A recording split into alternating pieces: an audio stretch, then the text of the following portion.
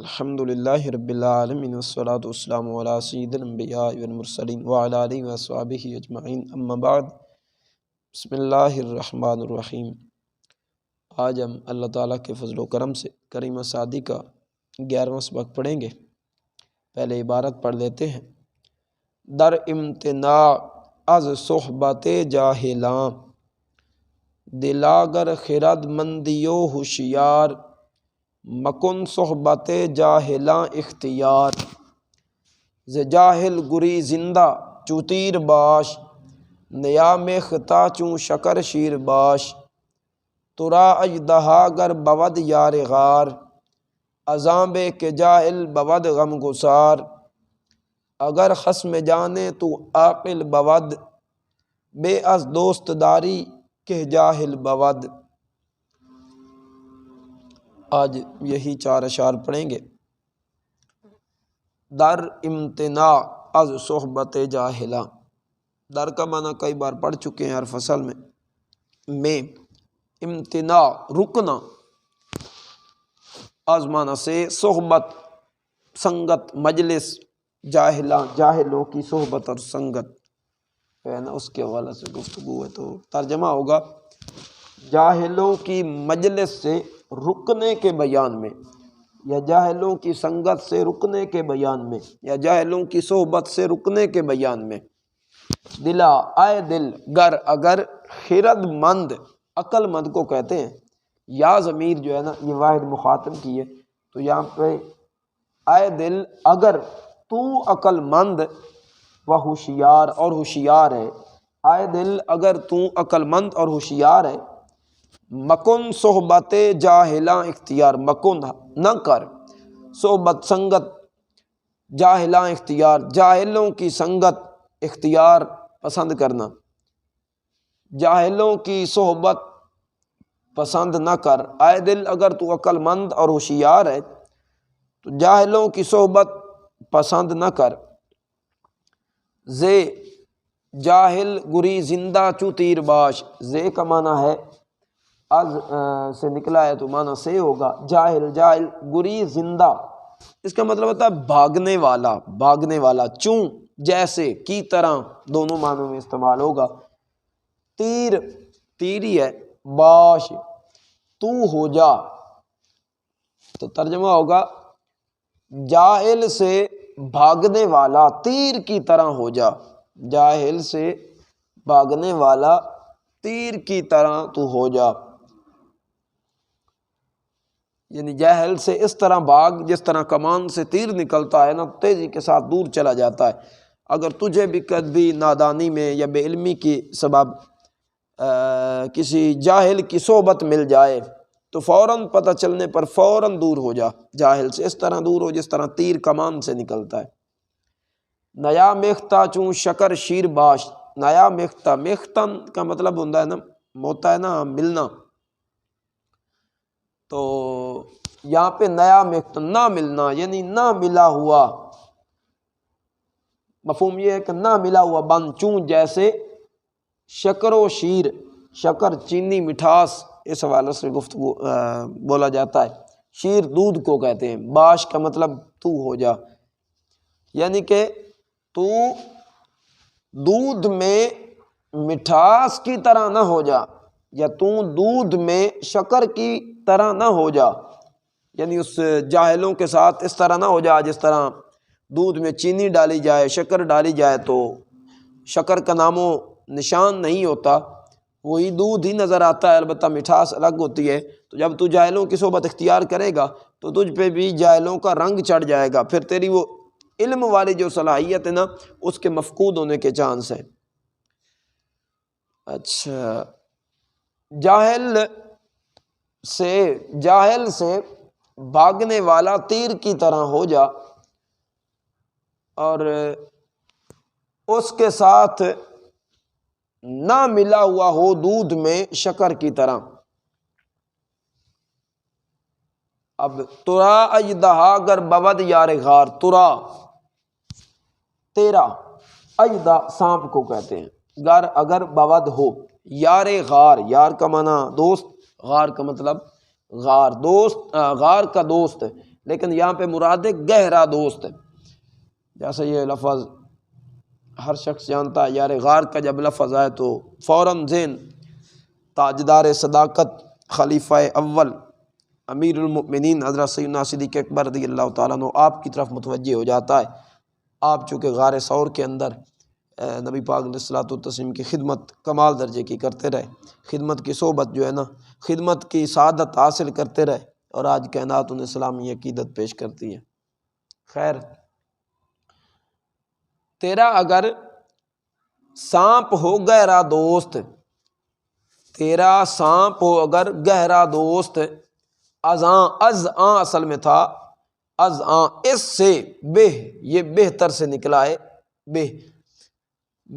یعنی بہتر ہے کہ جاہل بود غم گسار، غم بانٹنے والا، غم میں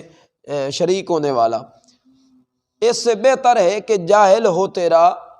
غم گسار، غم بانٹنے والا، غم میں شریک ہونے والا. سانپ اگر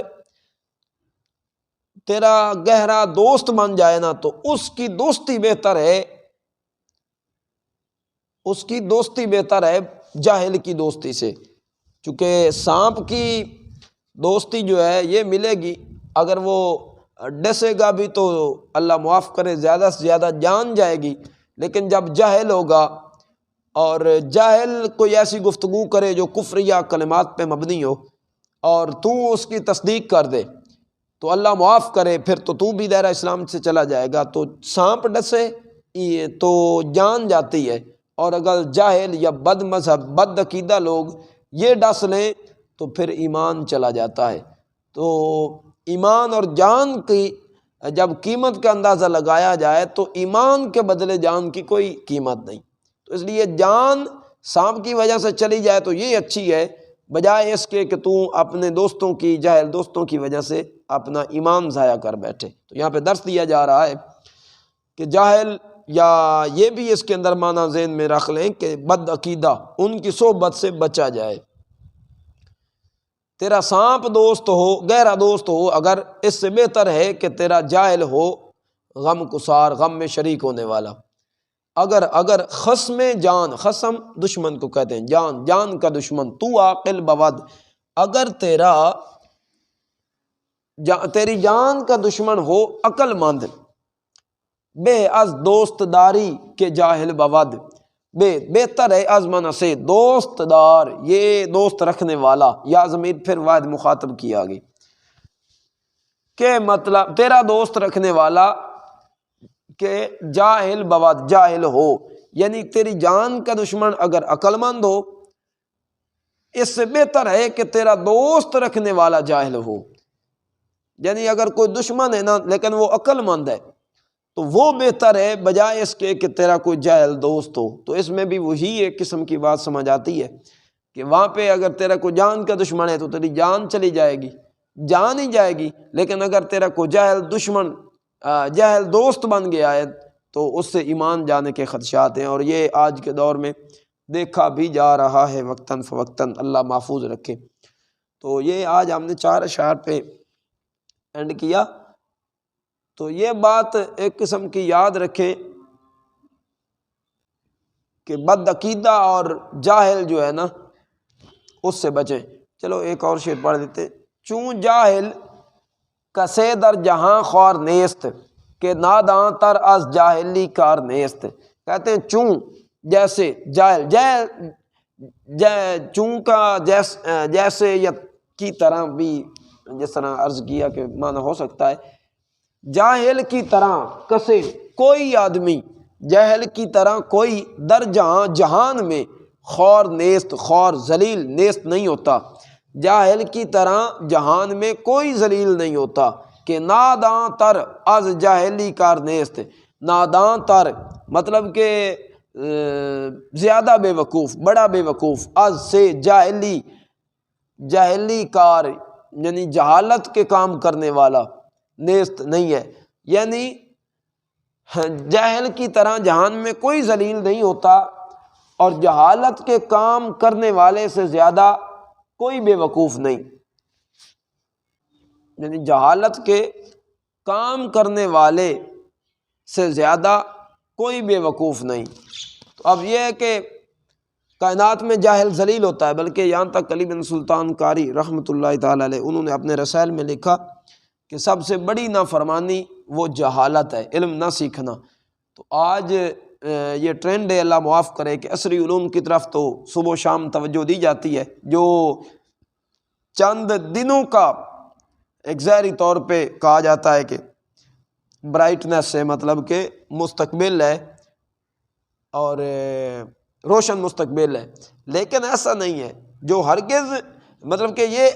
اتھارٹی بھی نہیں ہے کہ یہ وقتی واقعی مستقبل چاہے عارضی ہے ہوگا، ممکن ہے آدمی کو وہ منزل ہی نہ ملے جو آج جس نیت کے ساتھ علم سیکھا جاتا ہے، عام طور پہ دیکھا جائے تو اس کے نتائج انتہائی بھیانک کی نظر آتے ہیں۔ تو دین کی طرف بہت کم توجہ ہے، حالانکہ ہونی دین کی طرف چاہیے زیادہ توجہ، البتہ ضروریات دین کا، ضروریات زندگی کا علم سیکھ کر، دین سیکھ کر عصری علوم کی طرف متوجہ ہونا، اور وہ بھی عصری علوم وہ کہ جو شریعت کے خلاف نہیں، یہ جائز ہے، لیکن علوم دینیہ کی طرف آج کل اللہ معاف کرے بہت کم توجہ ہے، اس کی طرف ہمیں توجہ دینی چاہیے اور جاہلوں کی صحبت سے بچنا چاہیے۔ اور اس سے یہ بھی نہ مراد لے لینا کہ جو یہ معاشرے کے اندر لوگ بیچارے دیہاتی لوگ ہوتے ہیں ان کو جاہل تصور کر کے ان کو دل آزاری کی جائے، ایسا ہرگز نہیں، بلکہ کسی کو بھی جاہل نہ کہا جائے، چونکہ جاہل کہنے سے دل آزاری ہوگی۔ تو یہ جو دیہاتی بیچارے لوگ ہوتے ہیں، ٹھیک ہے علم سے دور ہوتے ہیں، ان کے جو کفریات وغیرہ یہ بولتے ہیں، ان کی پیار کے ساتھ موقع کی مناسبت سے اصلاح فرمائیں، لیکن نہ حقیر جانیں نہ ہی دھکے وغیرہ دے کے گھر سے نکالیں، بلکہ یہ ایک قسم کی جنت ہوتے ہیں، صبح اٹھتے ہیں شام تک کام کرتے ہیں بچوں کے لیے، تو اس کا یہ مطلب نہیں بچے جب پڑھ جائیں تو وہ ماں باپ کو جاہل کہہ کر گھروں سے نکال دیں، یہ بالکل غلط بات ہے۔ تو کفریہ جو بھی کلمات بولے اس کی تصدیق نہ کریں، بدعقیدہ لوگوں کی صحبت سنگت میں نہ بیٹھیں، اور مطلقاً ویسے جاہلوں کی صحبت میں بھی نہ بیٹھیں، لیکن یہ ہے کہ ان کی وقتاً فوقتاً اصلاح کرتے رہیں۔ اور یاد رہے اگر مجلس جاہلوں کی بنی اور کوئی علم والا اس لیے بیٹھا ہے کہ اسے علم ہے، اتنا علم رکھتا ہے کہ جو یہ باتیں کریں گے میں ان کا شریعت اسلامی کے مطابق جواب دے پاؤں گا، اور اس لیے بیٹھا کہ ان کو میں کچھ نہ کچھ دین سکھاؤں، تو یہ بالکل جائز اور عبادت ہے۔ اللہ تعالی ہم سب کو عمل کی توفیق عطا فرمائے۔ السلام علیکم ورحمۃ اللہ وبرکاتہ۔